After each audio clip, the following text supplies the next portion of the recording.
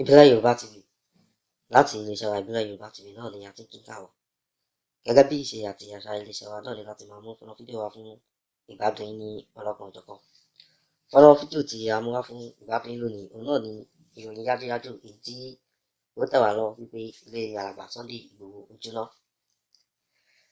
Ilé alàgbà Sunday Igboho ó jóná ní bí ọwọ́ aago mẹ́ta òru. Gẹ́gẹ́ bí nǹkan tí a kà nínú ìwé ìròyìn wípé ilé yìí bẹ̀rẹ̀ sí ní jóná ní kété tí àwọn ẹlẹ́rọ amúnáwá nígbà tí wọ́n pa iná. Ṣàdédé tí wọ́n pa iná, òun náà ni ilé yìí bẹ̀rẹ̀ sí ní jó. Àmọ́ kí ni nǹkan tí ó fa tí ilé náà lè fi jó, kò sí ẹni tó mọ̀. Ṣé àwọn kan ní kí a sọ wípé wọ́n ṣiṣẹ́ láabi ni, àbí nǹkan kan wà nínú ilé náà tí ó gba iná nígbà tí àwọn oníná mọ̀nàmọ́ná tí wọ́n mú iná lọ. Gẹ́gẹ́ bí ẹni tí ó ṣojú rẹ̀ ṣe sọ, ó sọ wípé ilé tí a sọ̀rọ̀ ilé alàgbà Sunday Igboho wípé wọ́n dáná sun ní kété tí àwọn ẹlẹ́rọ amúnáwá tí wọ́n mú iná lọ.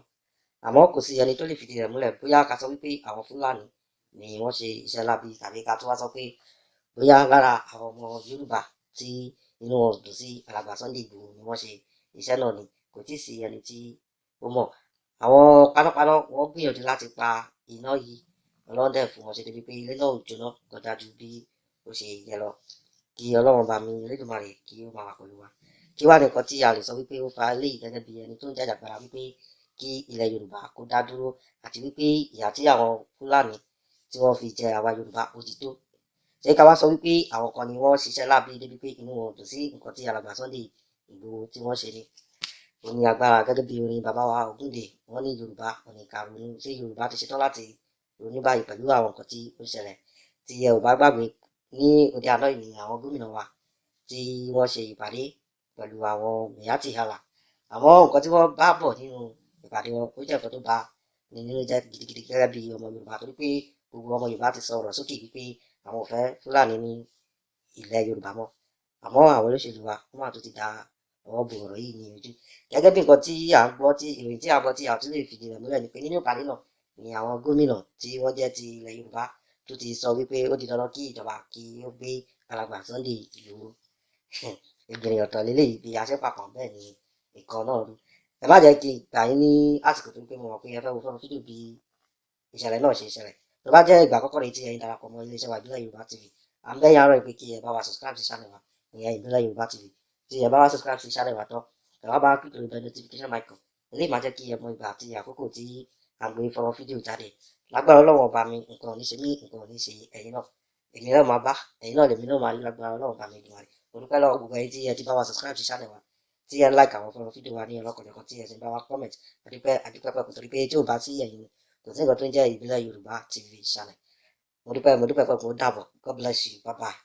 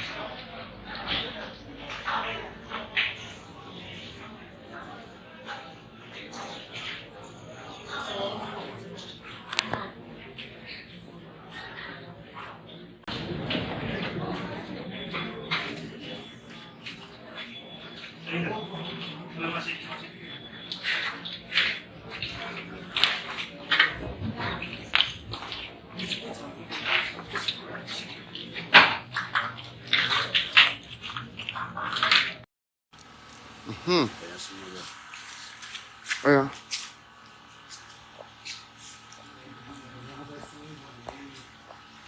Yeah. Man go gree.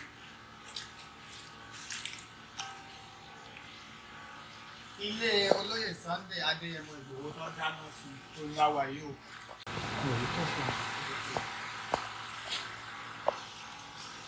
Ibẹ̀ ládé ṣe é ti rí, ó sì gbóná.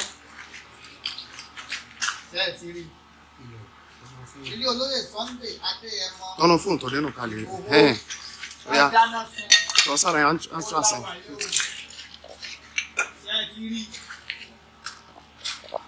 ṣe ti rí bá. ọ̀yà omi wọn lẹ o. ṣe ti rí gbogbo lẹ̀. ẹ tán náà yẹn sí focus ní sọ́dà kí omi wà lẹ̀ ẹ wo ìròyìn òótọ́ mojúbà so ó yẹ ń gbóná ni àwọn panápaná náà sáré dé bọ̀ àmọ́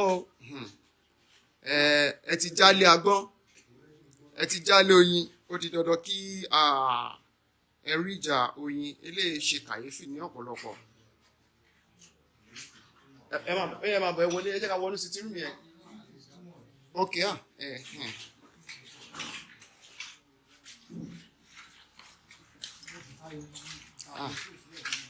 tí ilẹ̀ bá mọ́ dáadáa a máa jẹ́ kí ẹ rí kété ẹ wò lára àwọn nǹkan tí wọ́n bàjẹ́ náà ni inú ilé yẹn ó sì ń gbóná so àti wọbẹ̀ kò rọrùn ṣe ti rí so gbogbo ẹ̀yin tí ẹ ń béèrè fídíò láti lè jẹ́ ohun ìjẹ́rìí torí ẹ̀ la ṣe wá sí ibi báyìí nísinsìnyí ṣe ti rí.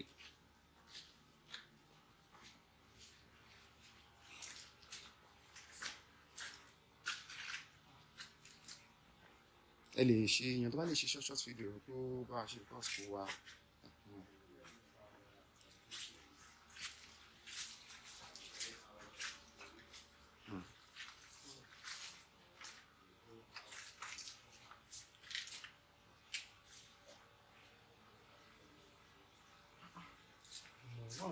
gbogbo èèyàn ọmọ káàárọ̀ oòjíire ṣe rí gbógun ti gbé báyìí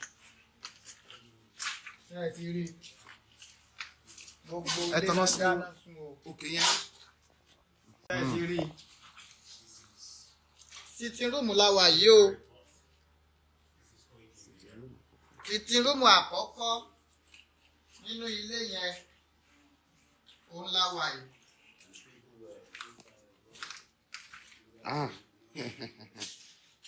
Hey.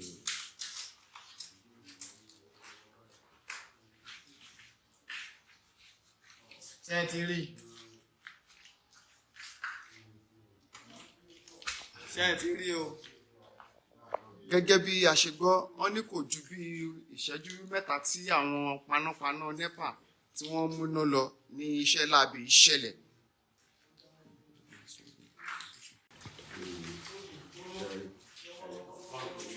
Ṣé ẹ ti rí? Bàbá àti ìyá tó bí olóyè Sunday Adéyẹmọ. Má fọ́ kó máa gbóná, ó máa gbóná. Àwòrán àwọn ilẹ̀ ń wò yìí o. Àwòrán bàbá àti ìyá tó bí olóyè Sunday Adéyẹmọ ó lẹ̀ ń wò yìí o. Inú dáínì wọn àkọ́kọ́ ó ní. Inú dáínì wọn ó láwà yìí. Bàbá àti ìyá tó bí olóyè Sunday Ìgbòho àwòrán wọn rèé. Ṣé ẹ ti rí? Wọ́n lè pè fún ogun o. Wọ́n lè pè fún ogun nílẹ̀ káàárọ̀ oòjíire.